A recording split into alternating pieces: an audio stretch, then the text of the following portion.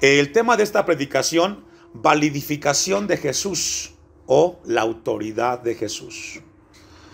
Ese es el tema de la predicación, la autoridad de Jesús o la validificación de Jesús. Hace un tiempo leía un hombre, un locutor de Estados Unidos, Larry King, en su programa de radiodifusión, dijo unas palabras. Este hombre pues es muy conocido internacionalmente por todo lo que reúne en su programa de radiodifusión. Y él dijo unas palabras en relación al mundo en el cual vivimos. Y él dijo lo siguiente: el mundo entero es gris. Y supongo que la mayoría de la gente ve el mundo con diferentes colores. Hay muchas religiones, muchas filosofías, muchas visiones y teorías de vida en este mundo. Y todo esto nos lleva a nosotros a darnos cuenta que en ese mundo gris en el cual vivimos no hay blanco ni negro, sino que en ese mundo gris cada uno tiene su verdad, cada uno tiene su punto de vista, cada uno tiene su opinión. Y esto es maravilloso.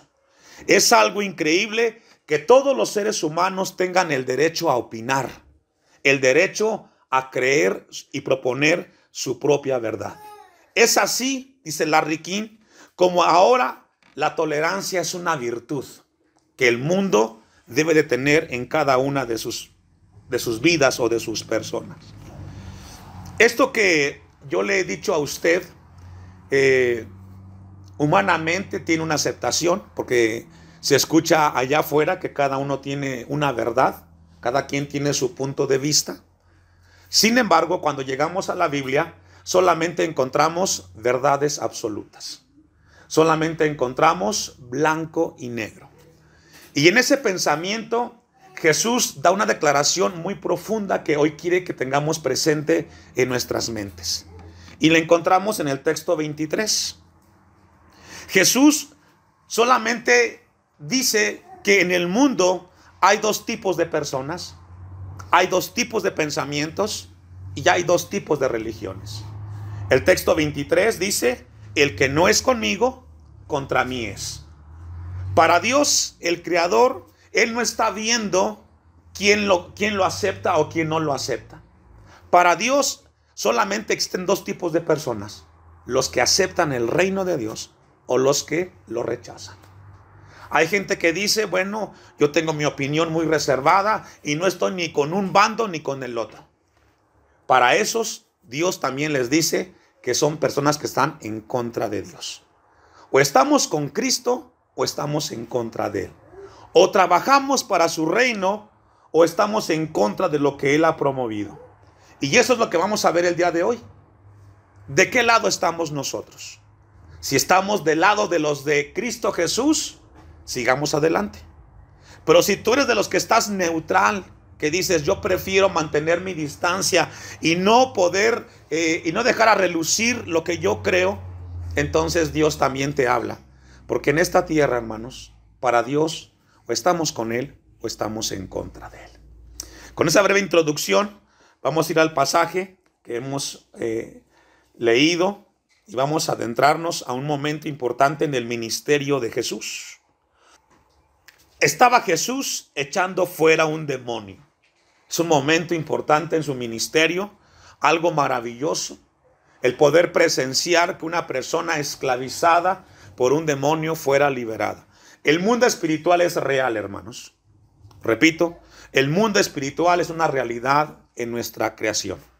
Así como podemos ver nosotros seres humanos que se mueven de un lugar a otro, también existe un mundo espiritual que es promovido, alentado por Satanás muchas veces para destruir y estorbar el propósito de Dios. Y ese mundo es real. Nosotros, para poder venir a este lugar, tuvimos que enfrentar ese mundo espiritual que se opone muchas veces a que busquemos de Dios. Y dice el pasaje que Jesús echaba fuera un demonio. Y este demonio era mudo. Nos habla de una persona que tenía un problema. Y aquí habla que la mudez o el ser mudo es un tema espiritual. Y también hay un tema intelectual, secular, médico. Dice el texto que era mudo. Entonces también quiere decir que también era sordo, quizás. Y ya aconteció que salido el demonio, el mudo habló. Y la gente, ¿qué, hermanos? Se maravilló. Imagínense esta escena tan importante en la cual Jesús está frente a esta persona y él se presenta y hizo una obra extraordinaria. Hizo un milagro, lo libertó de esa opresión. Ahora, esto no es nada nuevo en el ministerio de Jesús. Dejo un apartado ahí y vamos a Lucas 7, 22 y 23. Porque nos habla que durante el ministerio de Jesús, Él hizo muchos milagros extraordinarios. Usted me alcanza a Lucas 7, 22. Y respondiendo Jesús les dice: id, haced saber a Juan lo que habéis visto y oíd. Los ciegos ven, los cojos andan, los leprosos son limpiados, los sordos oyen, los muertos son resucitados y a los pobres es anunciado el evangelio. Aleluya, gloria a Dios. Es decir, durante el ministerio de Jesús hubieron muchos milagros extraordinarios. Y el que está registrado en Lucas 11, 14 en adelante es uno más del poder de Dios. Ahora, hay algo aquí interesante que está en ese pasaje de la Biblia. Si usted logra ver a una persona que está oprimida por un demonio y de repente el poder de Dios lo liberta, ¿qué es lo que viene a su mente de usted, hermano? ¿Qué sorpresa, qué impacta su corazón en ese momento? ¿Qué podría decir usted, frente a ese momento? El ver que una persona que estaba oprimida ahora está libre. El ver que un alcohólico dejó el vicio, el que estaba en pecado dejó su pecado. Obviamente esa escena lo que produce en la gente promedio es algo maravilloso. Y regularmente, hermanos, lo que decimos es gracias a Dios. ¿Sí o no? Cuando estamos frente a esa escena, le damos a Dios gracias. Porque aquel que estaba oprimido ya está en su juicio cabal. Aquel que estaba en la cárcel de pecado ahora es libre. Esa es la expresión que debe de haber cuando presenciamos un milagro y donde Dios liberta al oprimido de sus cadenas del pecado. Sin embargo, en este pasaje que estamos leyendo, no fue así. ¿Por qué? Si usted lee el hecho que estamos estudiando, que estamos compartiendo, dice que la gente se maravilló. Pero la gente que se maravilló no le dio gloria a Dios. Dice el texto, el 15, pero algunos de ellos decían que por Belcebú, príncipe de los demonios, echa fuera a los demonios. En lugar de glorificar a Dios, en lugar de darle a Dios gracias por lo que había hecho Cristo, lo criticaron. Y dijeron, lo que hizo, lo hizo por Belcebú. Qué cosa tan triste, hermanos. Que cuando Dios permitió este momento para este hombre que registra este pasaje de Lucas, los que rodeaban en ese momento a Jesús, primero lo criticaron. Y segundo, le atribuyeron a Satanás. Belcebú significa el rey de las moscas. Un dios pagano egipcio. Le atribuyeron a él el milagro.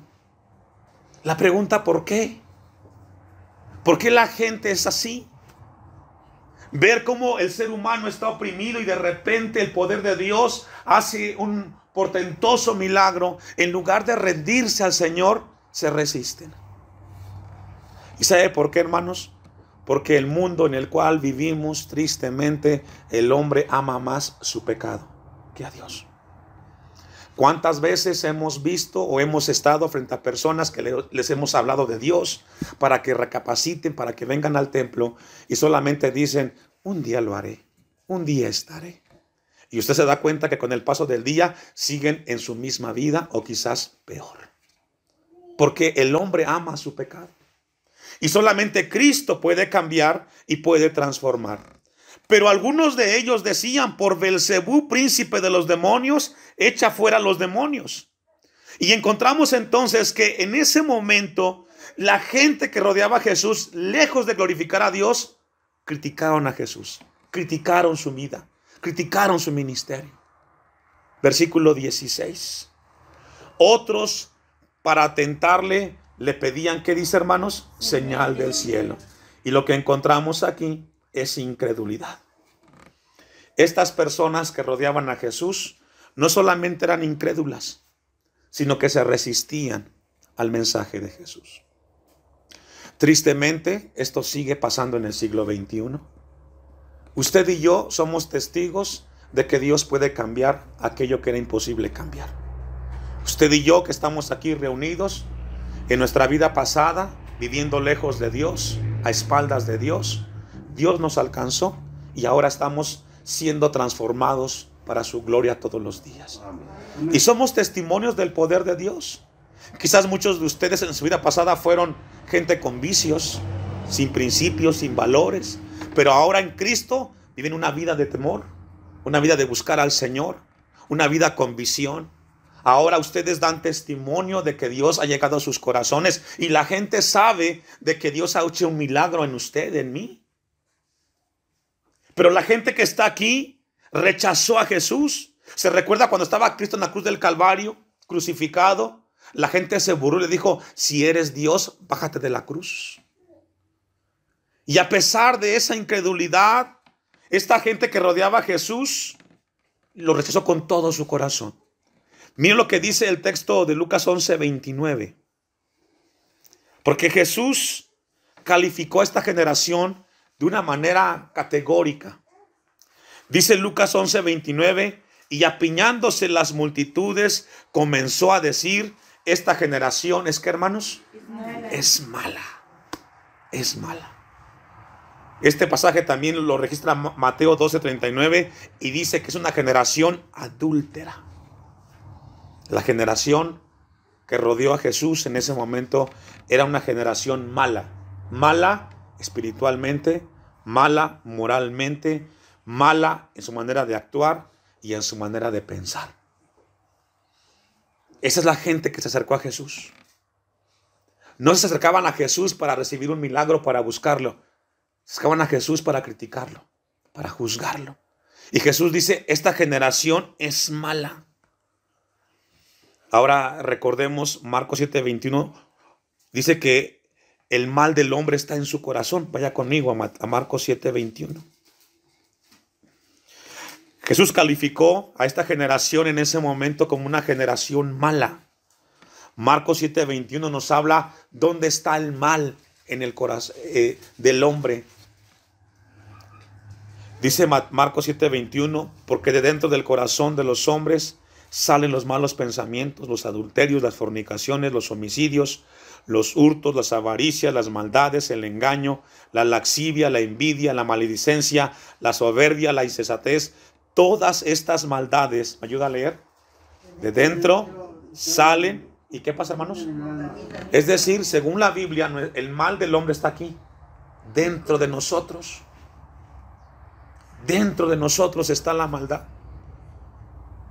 Es tan grave el problema del hombre que no puede hacer nada por sí mismo.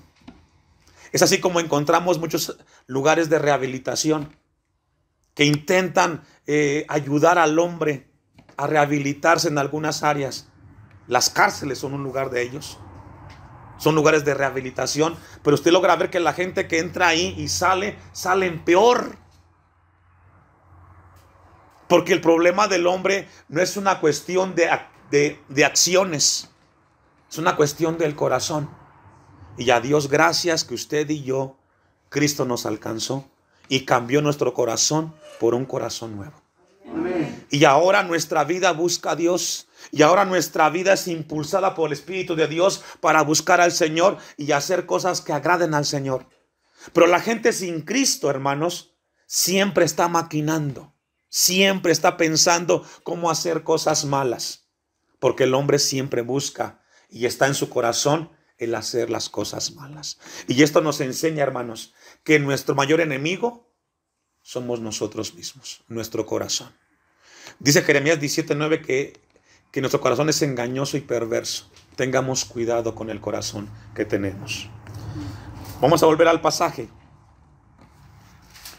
de Lucas 11. Vamos al texto 17.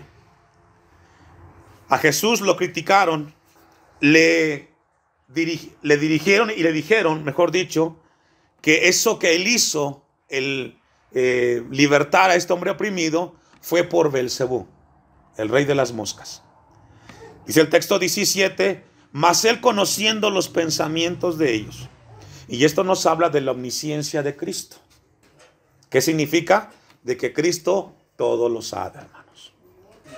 Y eso nos debe a nosotros siempre mantener en una esfera o en un punto en el cual no podemos ocultar lo que hacemos o lo que decimos delante de Dios. Podemos ocultar de nuestros padres, de los hermanos o del pastor los hechos que hacemos, pero delante de Dios somos hojas en blanco. Él nos ve en todo lugar y en todo momento. Así es de que si intentas pecar, no se te olvide, Dios te está viendo. Dice el texto, mas Cristo, conociendo los pensamientos de ellos, les dijo. Cristo aprovechó este evento, este momento, para hacerle referencia a dos ilustraciones. Tres, mejor dicho. Tres ilustraciones. A Jesús lo critican y él aprovecha el momento para hacerle referencias unas ilustraciones. La primera, todo reino dividido contra sí mismo es asolado y una casa dividida contra sí misma cae. Lo que Cristo está diciendo es de que si hay un problema o una guerra civil en un gobierno, pues no puede permanecer firme. Un día se va a caer. No se podrá sostener. Y es lo que Jesús está diciendo aquí. Versículo 18. Y si también Satanás está dividido contra sí mismo. Lo que Cristo quiere aquí es mostrarles a ellos la lógica. Un reino dividido no puede permanecer. Satanás no se puede atacar a sí mismo. Iría en contra, porque Satanás a quien quiere destruir es a Dios y a los seguidores de Cristo. Amén. Dice el texto 18, ¿cómo permanecerá su reino? Ya que decís que por Belcebú hecho fuera yo los demonios. Cristo los confronta con esas parábolas, texto 19. Pues si yo echo fuera los demonios por Belcebú, vuestros hijos, ¿por quién los echan? Y aquí vuestros hijos hace referencia a todos los rabinos, profetas de aquel tiempo que hacían lo mismo que Jesús hacía, que era expulsar demonios. Jesús los confronta. Bueno, si ustedes dicen que yo hago eso por Belcebú, sus hombres, sus sacerdotes, lo que hacen, ¿por qué lo hacen? ¿O para quién lo hacen? ¿O por quién lo hacen? Vuestros hijos, ¿por quién los echan fuera? Por tanto, ellos serán ¿qué? Vuestros jueces. Es decir, antes que me critiques a mí, fíjate cómo hacen tus líderes religiosos las cosas. Y esto es profundo. Porque Jesús está hablando a un grupo de seguidores, entre comillas, de Dios, que tenían un pensamiento distorsionado, equivocado de las cosas de Dios, del poder de Dios. Encontramos en la Biblia muchos hechos como estos. Vayamos a Hechos capítulo 19, versículo 11, donde encontramos de que el tema de libertar o de exorcistas fue tan común en aquel tiempo. Hechos 19, 11 encontramos el caso de Pablo, que hizo milagros por la mano de Dios, extraordinarios también. Hechos 19, 11. Y hacía Dios milagros extraordinarios por mano de Pablo, de tal manera que aún se llevaban a los enfermos los paños o delantales de su cuerpo, y las enfermedades se iban de ellos, y los espíritus malos, ¿qué hermanos? Salían. Este era un tema recurrente en aquel tiempo de Jesús, del primer siglo. Los milagros de libertar a las personas unidas por demonios era algo común. Jesús les habla entonces a estos que lo criticaron: vuestros hijos, ¿por quién los echan? Ellos serán vuestros jueces. Vamos a volver al texto de Mateo 11, 20. Lo que Cristo quería hacer con este grupo de religiosos era mostrarles su incoherencia, su falta de integridad. Lucas 11, 20. Mas si por el dedo de Dios echo yo fuera los demonios. Esa palabra dedo de Dios es una expresión muy judía. Recordemos cuando estaba en el Antiguo Testamento Moisés en Egipto y confrontó al faraón. Los hechos que hizo Moisés, dice la Biblia o lo registra como el dedo de Dios. Mas si por el dedo de Dios echo yo fuera los demonios, ciertamente el reino de Dios, ¿qué hermanos? Ha llegado a vosotros. Eso era lo que Cristo quería hablarles a ellos. El hecho de que ustedes vieran este milagro es porque el reino de Dios está aquí. Yo soy el Mesías. Y qué importante es ser parte del reino de Dios. Qué bendición tan grande es formar parte del reino de Dios, porque es un reino, hermanos, de victoriosos. El reino de Dios, ahí están los seguidores de Cristo, que siempre seremos más que vencedores. Amén. Texto 21. Da aquí Cristo otra referencia, otra ilustración. Cuando el hombre fuerte, armado, guarda su palacio, en paz está lo que posee. Aquí habla de una persona, es una ilustración, habla de un hombre fuerte que cuida lo que tiene, y mientras lo cuida, dice que está en paz. 22. Pero cuando viene otro, ¿qué hermanos? Más fuerte que él, y lo vence, le quita todas sus armas en que confiaba y reparte el botín. Y usted y yo, según la Biblia, sabemos que el reino de Cristo es más fuerte que el reino de Satanás. Y gloria a Dios por ello. Amén. Y cada vez que Cristo aparece en la vida de un ser humano, ese reino poderoso, echa fuera el reino de las tinieblas. Amén. Gloria a Dios. Jesús dice, cuando un reino más fuerte aparece, ese reino poderoso echa fuera el reino menor. Haciendo referencia al que el reino de Dios es más fuerte que el reino de las tinieblas. Hermanos, si usted es cristiano y es parte del reino de Dios, está en el reino de los triunfadores, en el reino del Señor. Dice el texto, y reparte el botín. Y después de que Jesús habla estas ilustraciones, ahora sí confronta a la gente que lo criticó. A la gente que en lugar de que glorificaba a Dios, le atribuyó a él la obra por Beelzebú. Ahora sí los confronta y les dice estas palabras. Ahora recordemos que la gente que le seguía no solamente eran seguidores comunes y corrientes, también eran gente farisea, saducea. Eran gente que conocía de Dios, pero que no estaban viviendo en el reino de Dios. Ahora Cristo les dice, el que no es conmigo, contra mí es.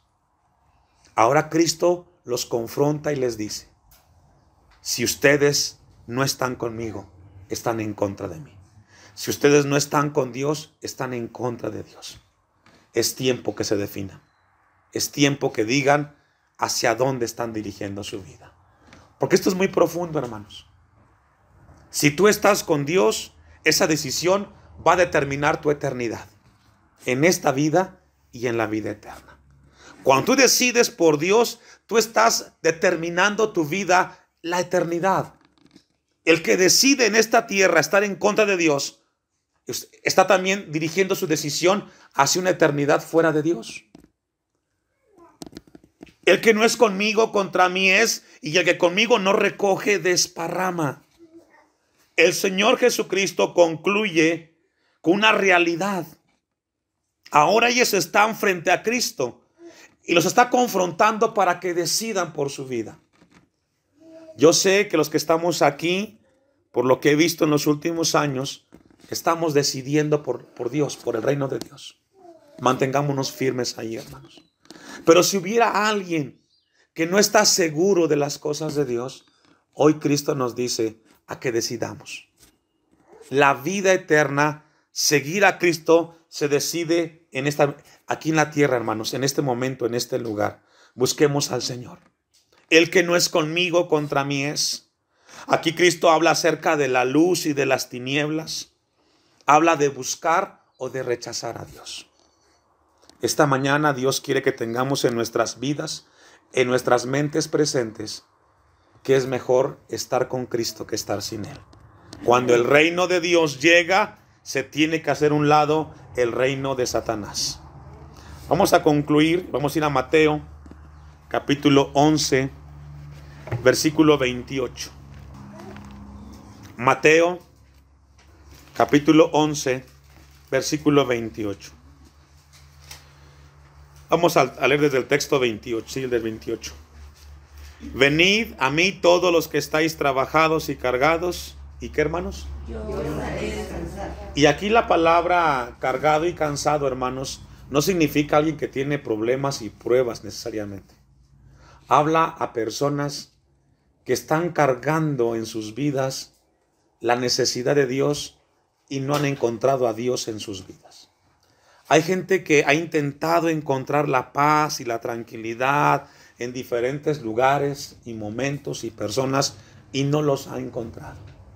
¿Cuánta gente hemos encontrado, conocemos, que quiere encontrar la felicidad en cosas que nunca han sido buenas para ellos?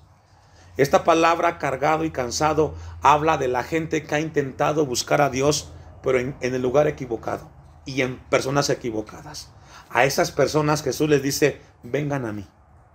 No vayan a una religión, no vayan a una persona. A veces encontramos personas que dicen, es de que yo quiero encontrar la felicidad en alguien o en algo.